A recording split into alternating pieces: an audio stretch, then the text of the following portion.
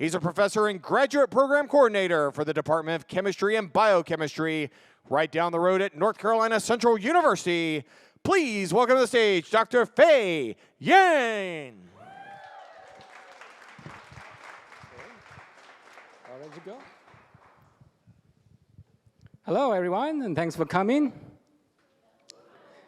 All right, so again, today will be my first presentation for this evening, and the topic, as you can see, is talking about how we can estimate the time of death for submerged bodies. So I just want to quickly talk about the place I'm working right now. Is the Department of Chemistry and Biochemistry at Central.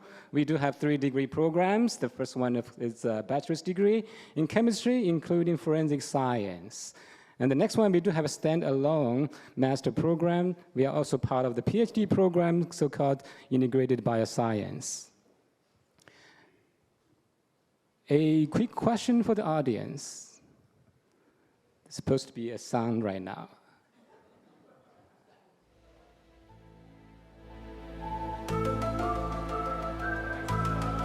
All right, everybody knows. All right, good, excellent. So I guess most people grew up with watching those crime shows. So for the last 20, 30 years, right, you can see all kinds of crime shows going on. This actually, very popularized this field of forensic science. This inspired a lot of young people go into this field, so-called forensic science, right? So this is happening in the last 20, 30 years. There's something called CSI effect, all right? So today we're a little bit technical here. We're trying to, look into this particular topic. Most importantly, for the investigation involving death, right? You see the body, and then what are we going to do? So most importantly, we need to find out when this body, was actually dead, right? So the time since death is one of the crucial tasks for the forensic investigation. And it turns out there's two purposes for this. First of all, we need to find out to estimate the time frame, right, for this particular event. And secondly, we may be able to limit the number of suspect, for the in the criminal cases. As you can see, when the body, following the death, the body undergoes a series of chemical and physical changes.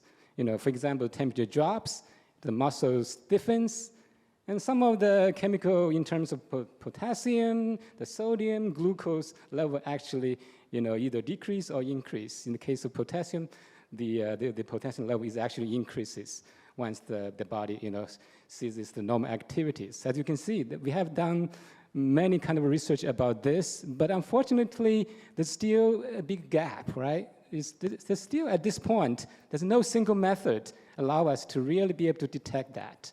So there's still a lot of challenge on that. But today, the case become even more complex.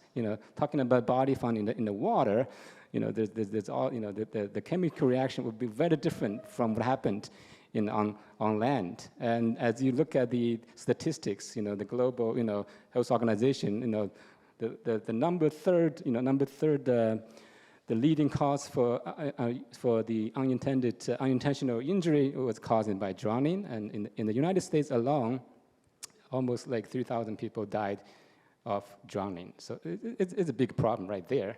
So again, I don't want too much of the context. As you can see, our focus, this particular research, which I did, during my, the PhD period, but it's talking about, we are trying to emphasize, look at this so-called adipose sear formation.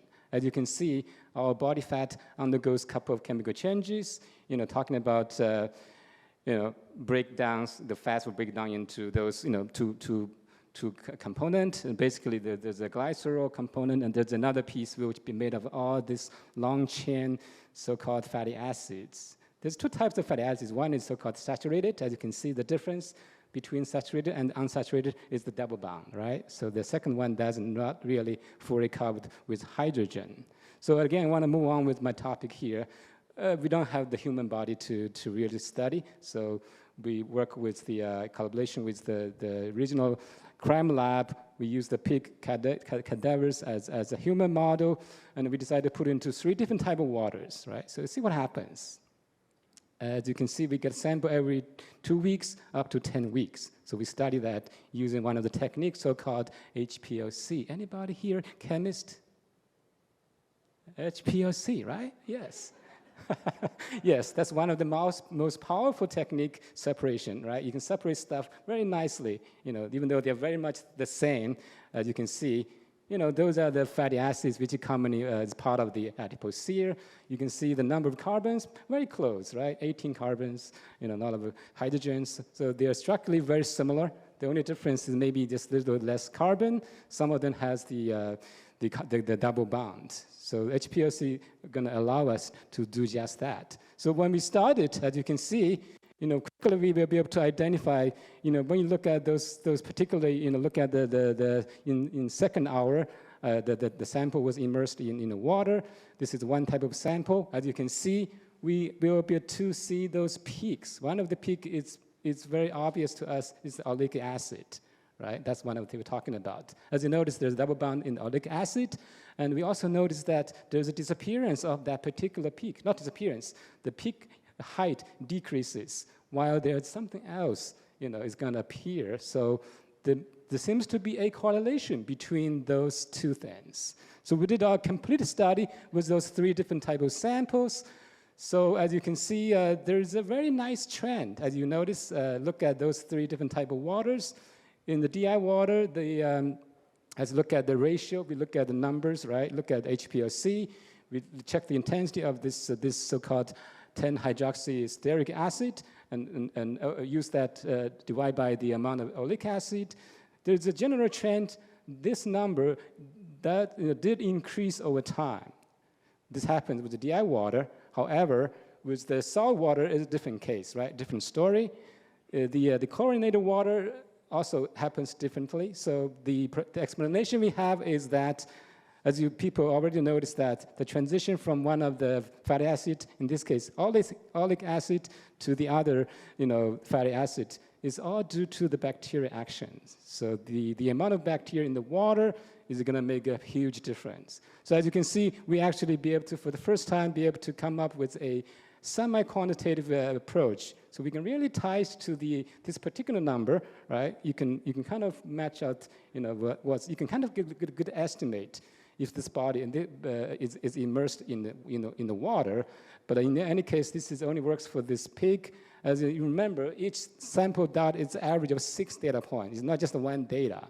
So statistically, this trend really happens when we have this particular pig cadaver samples put in the water. This will happen. Fatty acid switch from one type to another. So this is one of the first study using this quantitative approach. To really trying to tie to the, we have much better idea now if we can, of course this has to be done with human cadavers to make sure it really can be used for the investigation. But in any case, this was published a couple years ago. There's some citations so far. So this seems to be one of the approach we can probably pursue for the future. So again, I guess I just want to kind of encourage everybody in the audience to really, think outside the box. Can we come up with a novel solution to some of the old problems, right? Everybody has old problems. So this is one way I just want to make sure I get this particular example to show that it is possible, right? To look at the problem at a new perspective. With that, I think I do have I think this is all I have for today. I'm not sure about timing as used. I think I run pretty quickly. Oop. Hey, there I am. Thank you very much. All right, give it up for Dr. Fei Yan. And if any of you have grave wax on the bingo card we passed out when you came in, please mark that down. There will be a prize. Now, question and answer about Dr. Yan's research. We've got one coming right here, right up front. Here we go. What is your question? I was just curious if, after the 2-week mark, do the peaks change any, more drastically? Let's say you were to pull a sample at, 16 weeks. Would it look significantly different than at the 2 weeks? Yeah, that study, again, we were quite limited by the sample we were provided. So originally we designed, this could be very different, maybe continue, maybe kind of, maybe reach a point which no more changes. So this is mostly likely going to happen. But in fact, this particular decomposition takes sometimes could take years. So this could be, in most cases, some of the body from the water for so long. In fact, it was actually preserved because of the formation of adipose C, right? It's like a, gray wax. So it actually changed this profile, So the composition becomes, again, it's not like in the land. So in fact, if the study can continue with more than 12 weeks, we could anticipate a continued increase of the numbers. But at some point, this should reach, a plateau. All right, next question right front and center as well. Thanks for the talk. What's the current resolution for identifying time of death using methods like this? And is there a variance between different freshwater sources for that sensitivity? I didn't quite catch what's the question again? Can you repeat that? Just want to make sure I got the... So that how much confidence can you place in the time of death using methods like this? So that can you say it's 2 days ago, 2 weeks ago, 4 weeks ago? Yeah, this one, I think for this particular indicator, we may need to do some, this is for the advanced stage of decomposition. We cannot do like 2 days, 4 days. This has to, the more the body was immersed in the water, and the more accurate, because it does take time for the bacteria to work. So yeah, I think we are not going to work for the early stage of decomposition. I'm not sure anybody knows. After this, there's roughly how many stages of decomposition? Anybody knows the answer? A body died. I bet you do. I mean, the textbook says maybe 8, maybe it could be up to 10, different phases, right? Talking about the temperature drops, that may be the first phase, right? And then other stuff happening. All right, we've got another question right here. You said there was a potassium buildup in the body. Is that because of a mismatch between the metabolism and the breakdown of the molecules, or what is the reason of that? The reason actually, we are specifically looking at the potassium level at the vitreous humor of the eyes. So there's a study shows that when bodies stop functioning, the sodium, the chloride, the level will drops. That had to be from the vitreous, from the humor of the eyes, only from the vitreous fluid of the humor. So the potassium, its level increases. I think I have to check this morning, why this increases. Yeah, there's influxes of potassium from other places, but it's in a very predictable way. So the change is very much predictable. So this is common knowledge in the forensic science field. You can actually use the potassium level in the vitreous, humor of the eyes to kind of similar to the same correlation. There is a correlation has been established. This, of course, is only for the body found on land, not going to be happening for the body in the submerged. That would be a different, chemistry. But there's a well-known idea: the potassium level does increase if the body stop working. All right, our last question will come from the gentleman in the UNC hat here. So I'm not a scientist, but so you drown pigs.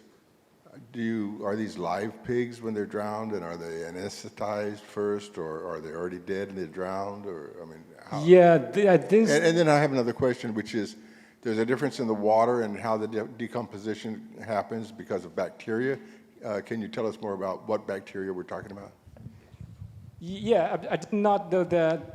This is beyond me, what are the bacteria, but the first question is this pig samples was provided to us by one of the regional labs. I didn't really know how they actually do the thing or not, whether they kill the pig or whatever.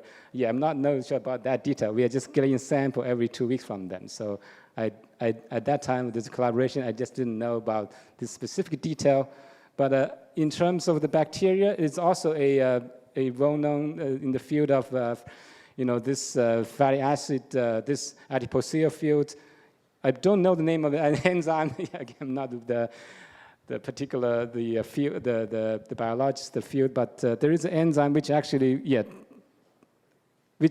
specific enzyme will be able to turn this oleic acid to this particular one, this hydroxy stearic acid. So I just didn't know because I didn't really pay. Yeah, I know that I saw the paper, but I didn't remember the name. But there's a particular enzyme which works for that particular transformation.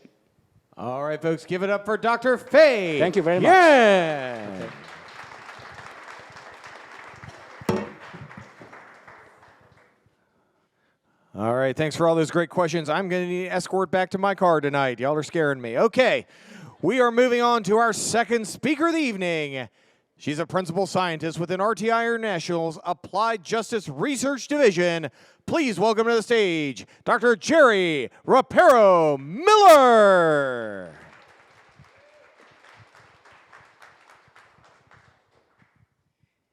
Thank you, everyone. This is probably as close to being a stand-up comic that I ever want to get in my life. So I am a forensic toxicologist by trade, and what I'm here to talk to you about today is the opioid epidemic. We know how it has been a tragedy for our families and our society and our communities. We know how it affects justice and law enforcement and hospitals, but I doubt many of us know how it is affecting forensic scientists. So that's what I hope to convey to you in the next 5 minutes. So if any of you have not seen headlines like this, even in the last week or two, in the newspaper or a blog, then I need to come check your pulse, because they are out there. And I would say that this is just 2016 to 2022 that I've grabbed a few, but this has been going on for decades. And how to show this is something that CDC did, is looking at what they had described as the waves of the opioid epidemic. So back when I was at the medical examiner's office beginning in 1998, we were dealing with the first wave of the opioids. We were dealing with the prescription drugs, the oxycodones, the hydrocodones, and everything that the pharmaceutical companies were creating to deal with pain management. And so that went on, and then in 2010 is about the time that Wave 2 started. And Wave 2 was when heroin, which was still going on in the background, it really started to take a jump. So you still had prescription drugs going on. Heroin was starting to jump up, and you can see the lines there. And then in 2013, we moved on to Wave 3, which is when the synthetic opioids, like the fentanyls and the fentanyl analogs, came on board. And so all of these are just continuing to go, and each of them are increasing, and some of them, as you can see, are increasing exponentially. And what I've defined here is Wave 4. It hasn't really been identified by CDC, but I think in the next, in the next few months, you'll start seeing what they're calling Wave 4, because we're already seeing it, where we are dealing with the mixtures on the street, where they're putting your synthetic opioids, your fentanyls, in with stimulants. And I don't have time to go into why, but there's a very good reason for why that is happening. And this has been starting to be reported in the 2020. So this particular graph is, I think the New York Times first came out with it in 2014, and they continue to give it to us every year. And if you go back and look at 2014, and the latest one I'll get to in a few slides for 2021, but it's incredible how you see that curve taking place. And actually, I didn't change the number there, but for 2017, you see that the opioid epidemic and the number of opioid deaths had actually gotten to 63,000, not 42,000. That was the original one. And you can see up there at the top where the opioid overdoses have led to death, that's more than firearms. It's more than deaths caused by HIV, even more than deaths caused by car crashes in the United States. So keep that in mind. I'm not going to go into all of this, but this just is a opioids epidemics by the numbers. What you can see is we're in millions now for many things like, approaching 2 million of people that are misusing not only the prescription drugs, but the newer drugs. And that, in 2020, when this was put out, that 745,000 people were using heroin, and 50,000 of them were using it for the very first time. So these numbers are just crazy, and they continue to increase.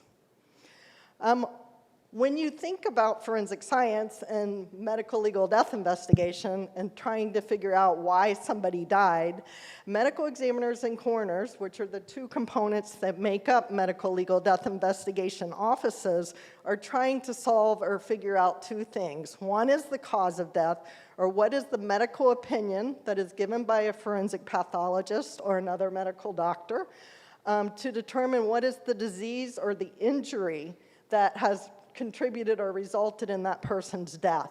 The other thing that they're trying to figure out is the manner of death. Now, luckily, there's only 5 manners of death that they have to concentrate on, but that would be accident, homicide, natural, suicide, and undetermined. So of those 5 manners of death, how many would you think you could attribute to an overdose? I'll just tell you that 4 of those you could contribute to an overdose, depending on the investigation. The only one that you should not attribute an overdose to is natural.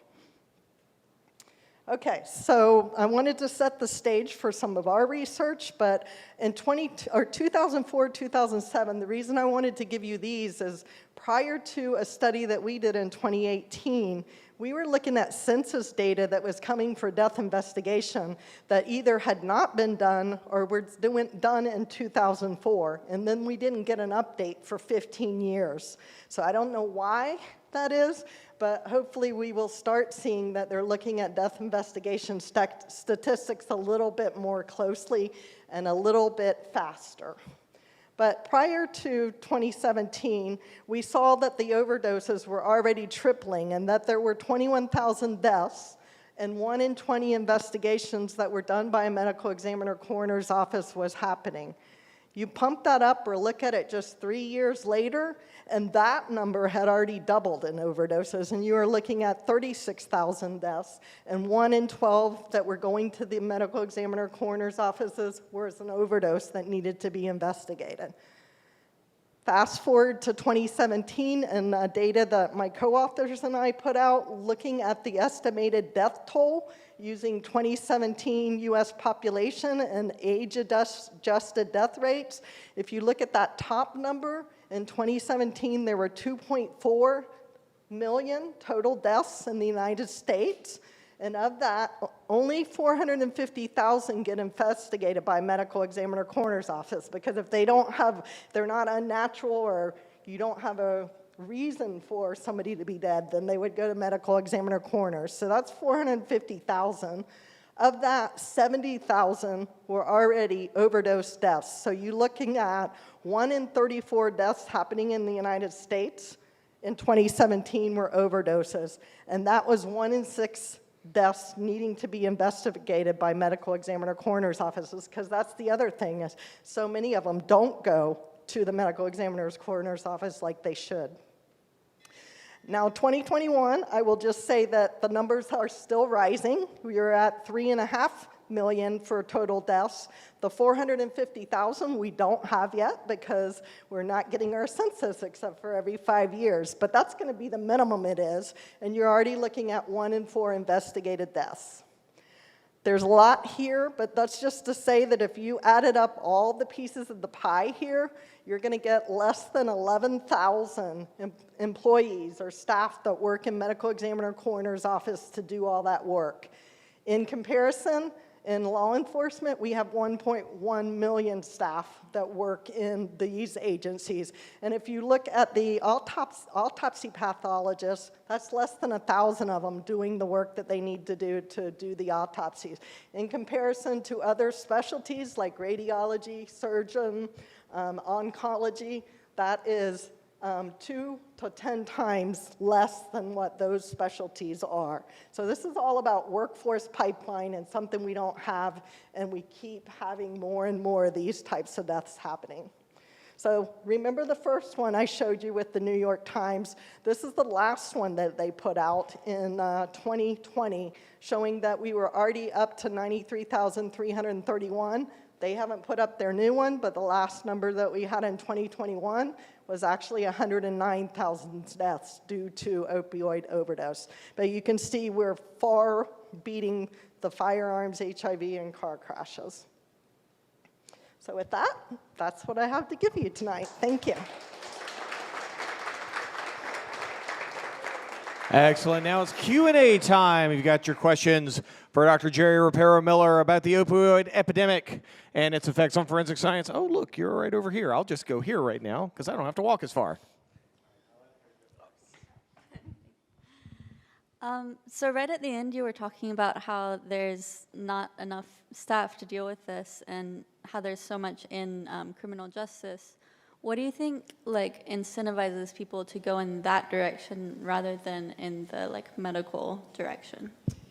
So, well, that could be a very long conversation, but when you look at just the medical profession of a forensic pathologist or a medical student looking at going into forensic pathology compared to any other discipline that they could go in, the bottom line is it takes an additional 2 years for them to get through and get trained to be a forensic pathologist, and then they have to be board certified for it, and their paycheck is so much less because most of these offices are state-run agencies, and the money's just not there. All right, next question, same spot. So I noticed that there's 5 types of things that are investigated, and only one of them is homicide, I guess. How often is opioids being used in homicides, or is it just not common? Is it usually normally an accident? I don't have the exact number, but unfortunately, it's probably more often than you think, just because it is being used for different reasons. I mean, it could be a reason where somebody does a homicide for other crimes that they're trying to commit, and for whatever reason, they're using an opioid to slow them down. Also, in many states, somebody who sells drugs can be charged with that as a homicide if somebody dies as a result, and they can tie it back to them. So there's many reasons that a homicide could be attributed to an opioid death. Those are just 2. All right, gentleman back here had the hand up first, so I'm going to go back that way. He's in trouble. I'd like to first thank you for speaking today, but you mentioned the total number of deaths being in the millions and the investigated being a couple 100,000. And I hate to ask you an unknown, but if you were to give an estimated or educated guess, how many more deaths do you think there would be from opioids if every death were investigated? Oh, I think it would easily, it would easily double, triple, probably even more than that. I know that I just read an article out there where they were using some type of predictive analysis to look at opioid deaths out to 2032, and they were predicting that on the, I'm going to say this back, on the optimistic side, it would only be 500,000. On the pessimistic side of that predictive thing, it was going to be over 1 million. And that's with the numbers starting to go down in 2025. So, yeah, it'd be more. All right, last question coming right here in front. Hi, I'm wondering, as the numbers of overdoses are increasing over time, can you talk about the proportion of those that are first-time users, and has that changed over time? I can't talk exact numbers. What I can tell you that there is a trend out there for that risk associated with drug use is just not considered by those that are taking drugs as easily. I'll tell you, when I was in high school, which is just a few years ago, we would never, think about putting a needle in our arm, let alone doing it for the first time we've ever experienced a drug beyond alcohol. Nowadays, you see that trend happening, and that's, again, just one example, but I think that those risk-seeking behaviors and the being afraid of drugs is just not in our society as much as it was, and then, just being able to get access to it. I mean, it's everywhere. All right, folks, give it up for Dr. Thank you, Jerry everyone. Rapero Miller.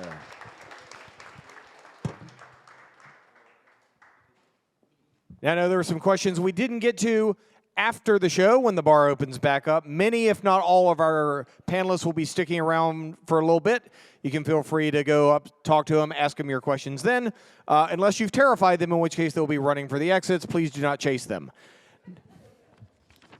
Just felt like I needed to say that. All right, we're moving on to our third speaker of the evening.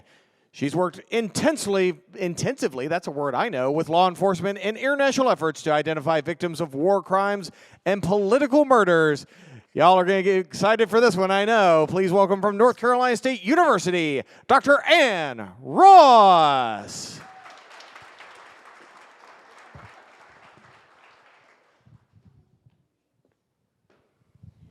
Hello, everyone. Good evening. Thanks for having me here today. One of the things I'm going to address today is the issue of our unidentified human remains crises. Nobody likes to talk about the deceased, but unfortunately, we have a mass disaster in our own country that is silent. We have approximately 4,400 UIDs that are recovered each year. 600,000 people go missing. However, these numbers are old and they're outdated about 20 years, so I'm sure it's a lot more than that now. In North Carolina, we have 138 unidentified decedents that we know of, and that means they don't have a name. There's no way to give them a name. I put down a National Missing and Unidentified Persons System, or NAMUS. It's our national system where law enforcement includes or updates, adds the missing individuals, and forensic pathologists include the unidentified people, and a shout out to RTI for working on this project. And all of these individuals that are in there are cross-matched or cross-checked with the missing and the unidentifieds.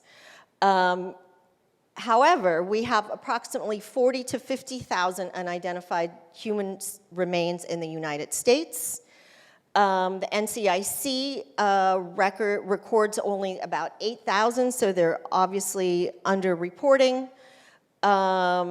And the National Crime Information Center only accounts for 2.4% of those individuals.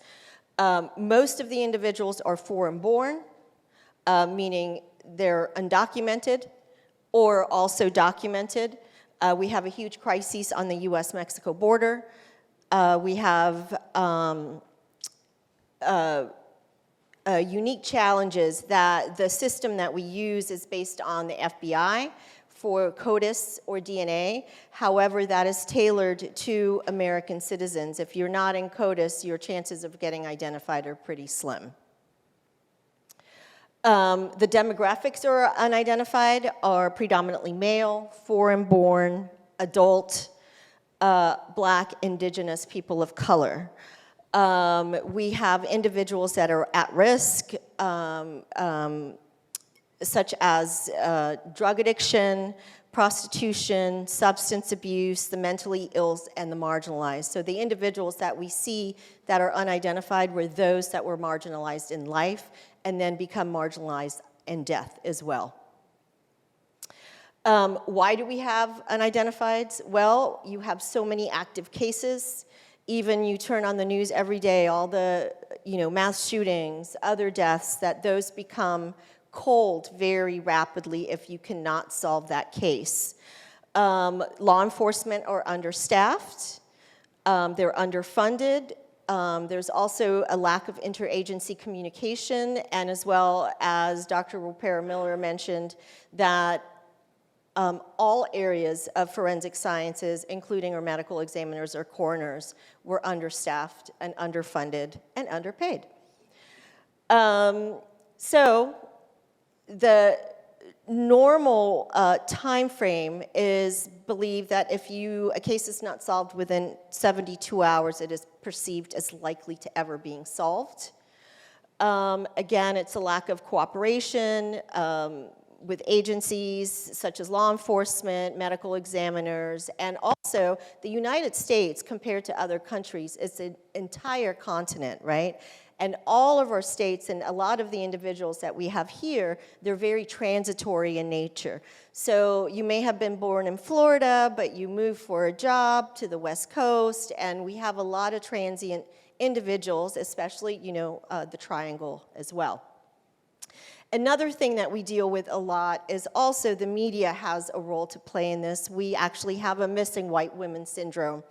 And a lot of the, as I'm sure you remember the Gabby Petito case, it was on the news 24/7. We don't, individuals of color or BIPOC individuals do not get that same kind of coverage as these other individuals. So why do we care? Right? Why do we care about this? Because the right to a personal identity is a basic human right. It is recognized by various international declarations and conventions, including the United Nations, and we are well behind our European colleagues in actually trying to make these identifications and trying to put the money into returning individuals' personhood back. Again, they are the marginalized in life and then after death. They're individuals that are seen or deemed as social deviants by society. So for example, in Raleigh, we have 296 unauthorized migrants here now. Most of them are from Mexico, Central America, South America, Caribbean, Asia, India, and Africa. So how are we going to get an identification if we need a familiar DNA sample? How are we going to contact embassies? How are we going to even establish where the country or geographic origin of these individuals are? So in 2019, there's a law that started in North Carolina that all law enforcement has to enter deceased and missing if they have been missing for over 30 days. And this includes missing children and missing and unidentified people. So at least North Carolina, we have this law in place now, which is great. So one of the things that we have established here in North Carolina is the North Carolina Unidentified Project. And this is a multi-agency, multidisciplinary project that involves all agencies, because that's part of the communications that you need, which involves local law enforcement as well as state, such as the State Bureau of Investigation, Medical Examiner's Office, Forensic Anthropology, and if we can, and it's deemed appropriate, forensic genetic genealogy. So we have started including these, but again, there are only funds, state and federal funds, for unidentifieds if they're homicides. If you're a suicide or undetermined death, there is no funding, and the FGG is very costly, up in the words of $7,000 per case to get this done. Obstacles, African Americans are not well represented in these big popular databases, neither are Hispanics because of distrust of the system, issues of systemic racism. But we are making a tiny dent here in North Carolina. We have, this past year, we have identified 6 individuals. The unidentified date back to 1976. So we have cases in North Carolina that actually date back to the 1950s. So we're trying to kind of close all of those out as well. So thank you.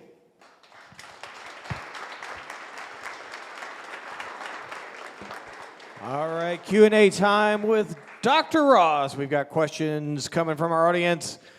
One coming right here down the center aisle. So if so many of these people are unidentified, how do we know that they're foreign-born if we don't know who they are?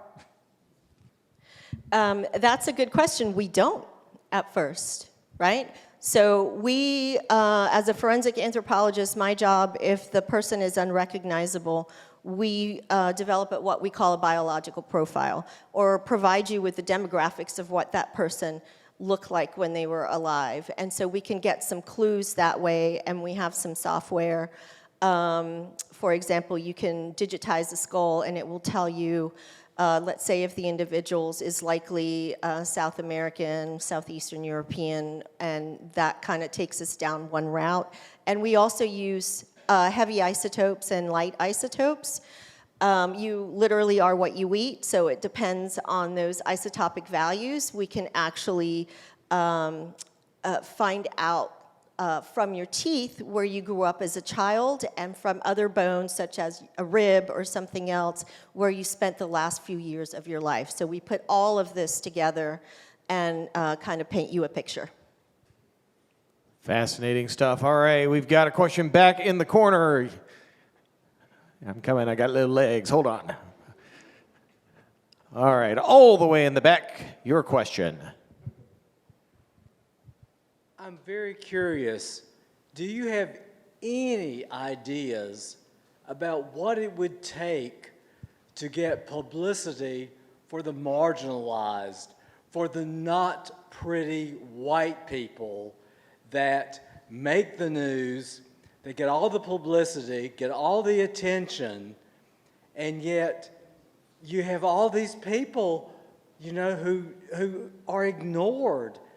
And as an older white male, it concerns me that this stereotype continues. It continues on certain TV networks where you want to put on beauty queens, you know, to talk to old white men, older white men, and it's that same old stereotype. What can we do to break away or to improve this situation? Because so many of the people, like you said, are the marginalized. They're not pretty. They're not beauty queens. They're not white. What can we do as just average citizens? Does anybody have ideas about that? That's a really good point, and I wish I had the answer for that question. I don't.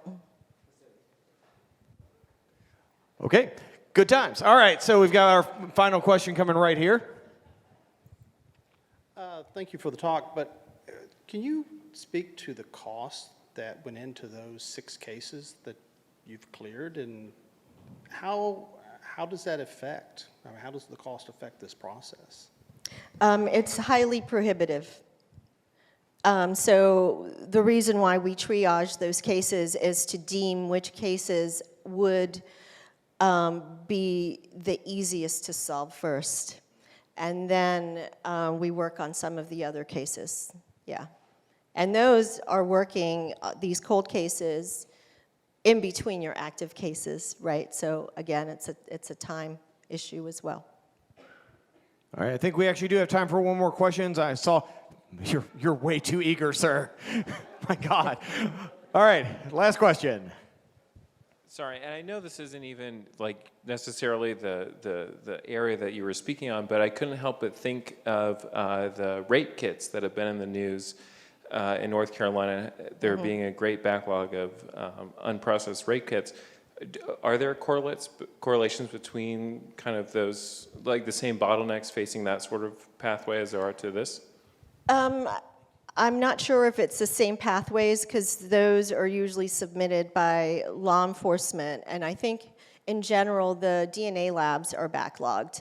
So we can't just send it to any old DNA lab. They have to be ASCLD accredited to do forensic work, and there are not that many in the United States, and I think that's part of it. All right, folks, big hand for Dr. Ann Ross.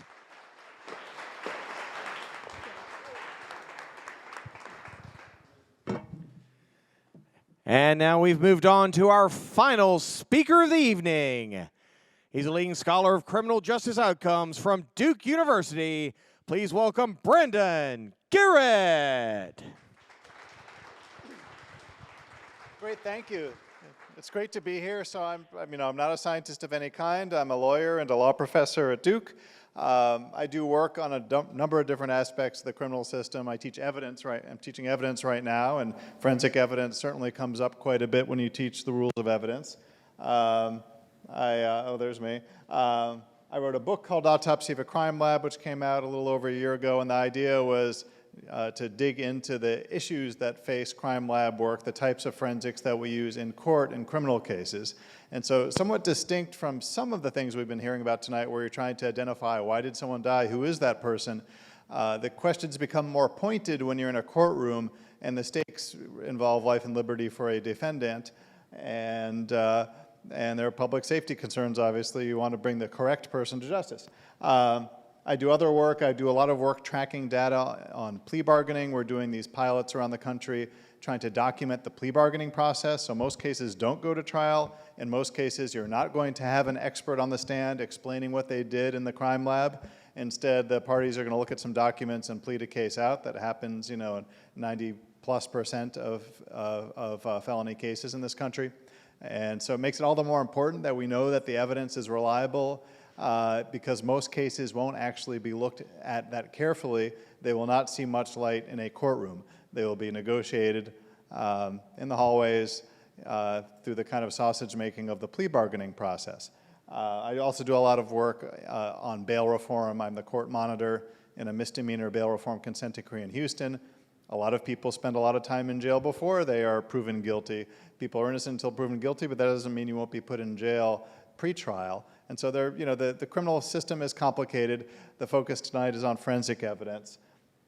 Just an example of a case I wanted to highlight for you was a case that came across my desk when I was researching cases of people who were later freed by post-conviction DNA testing. So we later learned that they were innocent. And I was asked by the national academies to report to them on these DNA exoneree cases. And although they were freed by DNA, often at the time of their original trial in the 1980s, they were convicted based on forensics too. Often more traditional forensics, whether it was hair comparisons or blood typing or fingerprints. Later DNA set them free, but traditional forensics helped to put them as innocent people in prison in the first place. In my work looking at these old trials to figure out what went wrong in these innocent people's cases, I also wanted to see, because most of the time, you could see even just reading the trial transcripts that these people were saying quite unscientific things about the evidence. They were exceeding the bounds of the science. Rather than say these hairs look kind of similar, they would say these hairs are a match. And there's no research on how you can match hair. These weren't DNA tests. These were much less precise sort of observations by people who are relying on their skill and experience to make observations. And so I looked at many dozens of random trials in several of the states just to see, did we see the same things? One of the trial transcripts I came across just by random, it wasn't a DNA exoneree, it wasn't a case that had any particular meaning to me, was the case of Keith Harward. And it just jumped out because there aren't that many criminal cases that you come across regularly where there are bite marks that are examined. I've had kids that bit me, but in terms of homicidal biters, that's not frequent, but it's frequent enough that there are forensic odontologists, and that is kind of what they do for a living in addition maybe to their dental practice. And here, there were two dentists who testified in a death penalty case in Virginia, one of whom said, not just match, but it was very, very, very likely that the defendant, Keith Harward's teeth made the marks on the victim. The three varies must be a very high percentage. The second dentist said just that his teeth made those marks. Now, I didn't know this when I read the trial, but that he had written a letter to the Innocence Project. He was still in prison. Later, DNA testing was done in his case. 33 years after his conviction, he was exonerated, and the DNA matched someone else who was on the giant Navy carrier where he was a sailor. There he is in his sailor's uniform. There were a lot of people on that boat. It was off Newport News, the USS Carl Vinson. They actually did a dental dragnet and had hundreds of these sailors open their mouths because they had in mind that this must have been a biter. The victim's thighs were bitten. She lived, but she couldn't describe the person. Her husband was beaten to death by this intruder. It was a very high-profile case in 1983 in Virginia. And so they do this dental dragnet, and they look at everyone's teeth on the boat, and they come up with nothing. A year later, Keith Harward is in a dispute with his girlfriend, which was somewhat violent. She's scratching his face. He bites her arm. It wasn't a good behavior all around. But the police had this idea that, oh, now we found our biter. And so they show his molds back to the dentist and say, we think this is a biter. And they look at it again and say, oh, well, we excluded them the last time, but no, now we're sure. Now it's a match. So you can sort of see the cognitive bias at work, and it's a highly subjective discipline. It's not clear, like, how many marks do you have to have in common? Like, what are the positions? How many things in the teeth do you have to see that line up to say that it's a bite match? No particular information about that. They just sort of are lining things up and reaching conclusions. The National Academy of Sciences, by the time of Harvard's release, had concluded in a report that none of these pattern matching disciplines have been validated by underlying statistics or research. DNA testing can allow one to identify people and connect them to objects using statistics and population frequencies. That doesn't exist for things like hair or fingerprints or bite marks. It turns out the DNA showed that one of the other sailors on the boat actually was the source of the DNA left in the victim's bite marks and the rape kit that was collected. They not only convicted an innocent person, but missed the guilty person who went on to commit other crimes and had died in prison by the time Keith Harward was exonerated. He later spoke in front of the National Forensics Commission in favor of having more standards for forensics, that you should be asking whether there's a research base for something before you use it in court, potentially to sentence someone to death. He was not sentenced to death, but he was initially sentenced to death. His trial got reversed on some kind of jury instruction related ground, and then spent 33 years serving a life in prison type sentence in Virginia. But just to highlight how many other ways forensics can go wrong and do go wrong, including for some of the reasons we've heard about tonight, that crime labs aren't super well funded, they don't have great resources, but also some of the underlying disciplines that they use aren't well validated. This is the well-known case of Kenny Waters. His sister Betty Ann Waters actually put herself through high school, college, and law school so she could get a law degree and free her brother, who she was sure was innocent. She was right. All along, there's a movie where Hilary Swank plays her in a movie called Conviction, which I recommend. All along, before even getting the DNA, she was wondering, like, where are the fingerprints in this case? The police report mentioned fingerprints. Like, why couldn't they clear him using fingerprints? Well, there actually were prints taken from the scene of this murder in small-town Massachusetts. The prints did exclude him if you looked at them carefully. And all along, there was forensics that weren't carefully examined that could have pointed law enforcement away from him early on. Instead, he spent many years in prison, just like Keith Harward did. Another common factor in these cases, this is a researcher named Meredith Drawer who's done a lot of work, along with a lot of other people these days, on cognitive biases. People at crime labs are typically not independent scientists who are looking at only the relevant facts and doing tests in a sort of lab condition type setting. Many of them are working at law enforcement labs. They report to law enforcement. They will be hearing things from law enforcement, like we've got a biter on our hands, like look what happened with his girlfriend, or this guy confessed, like you don't really need to look at those fingerprints carefully. We've seen any number of cases in which police put pressure, or just there's a sort of a team mentality that your goal is to call matches here. We don't report statistics, we don't report uncertainty, we don't talk about the limitations of our disciplines, we call matches for law enforcement. That was a traditional culture, it's changing, and many more people with science backgrounds are doing this work, and hopefully that, there has been some progress and will be more. We also expect, and I'll just quickly wrap up, that judges would keep things out of court if it's unscientific. Judges are supposed to do that. They're supposed to look at the reliability of an expert before allowing them to take the stand. Typically what judges have done, though, is sort of referred to themselves and said, as judges, we've let fingerprints in for 100 years. We've been letting in bite mark testimony for decades now. That's good enough. We rely on other judges. There are serious problems with quality controls at these labs. We can talk about how these labs don't have the protections that a clinical lab would have. Spot checking, proficiency testing, the kind of things that could catch mistakes when they happen.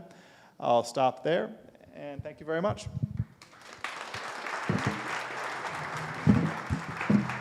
All right, it's time for Q&A about the legal side of forensic science. We've got one right over here. Our first question.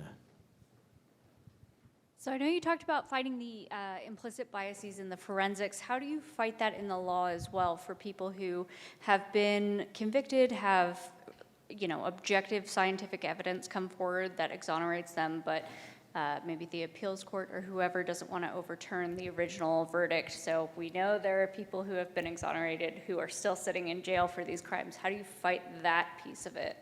Well, yeah, they haven't been exonerated if they're still in prison, unfortunately. It's not easy to bring a claim of innocence in this country, and it's not even necessarily even a cognitive bias. It's actually just legal standards that make it very hard to bring in new evidence once there's been a final conviction.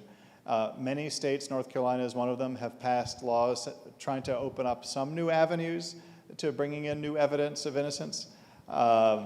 Like to get a pardon from a governor, it can take many, many, many years. North Carolina is the only state in the country that has an innocence commission, where there's like a government body that's supposed to investigate old cases and make recommendations that convictions be overturned. It needs more resources, like lots of things in government need more resources. Some other countries have done that larger scale, like we should investigate potential wrongful convictions just like we investigate new crimes, particularly since in many of these situations there is a culprit out there who is not behind bars. But it's a big problem, and it makes it all the more important to also obviously get evidence right before someone's convicted, because it is very, very difficult to overturn a conviction.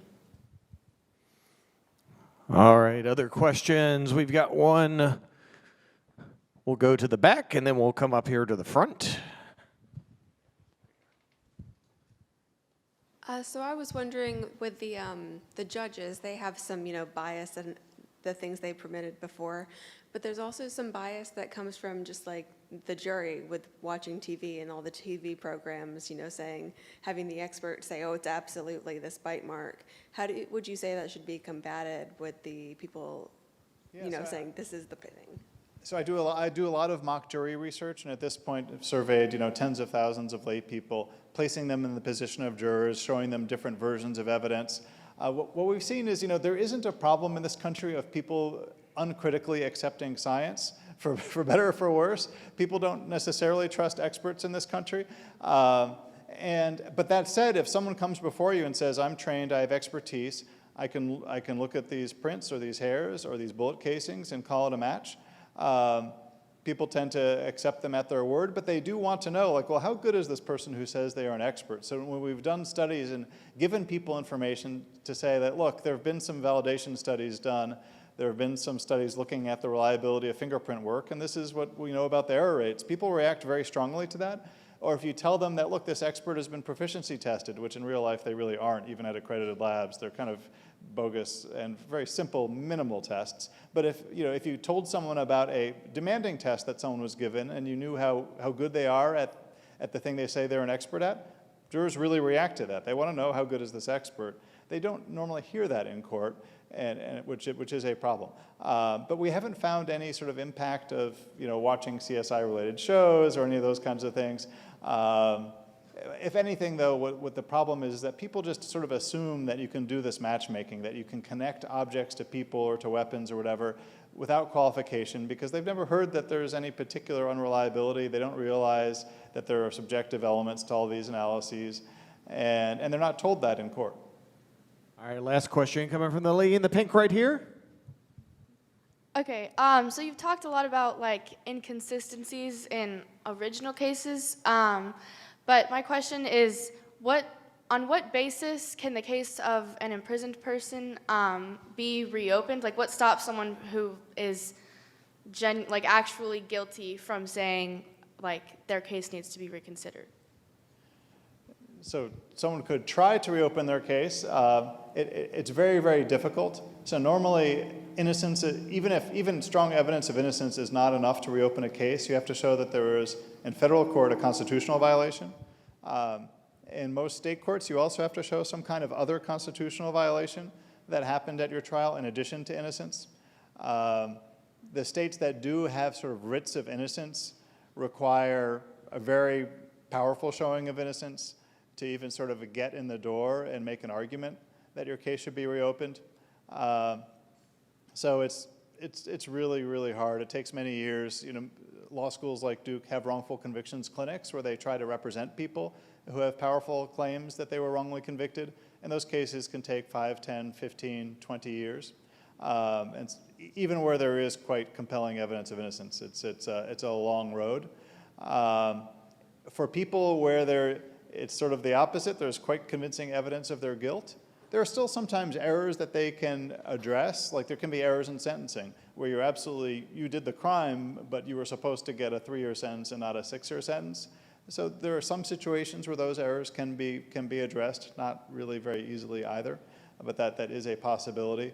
And there are also cases of people who suffered some constitutional error at their trial. If there's evidence of guilt, courts will often say the constitutional error is harmless, doesn't matter, we're convinced you're guilty. And so even if we're supposed to remedy constitutional errors, you don't get a new trial. It's very hard to get a new trial in this country. All right, folks, give it up for Brendan Garrett.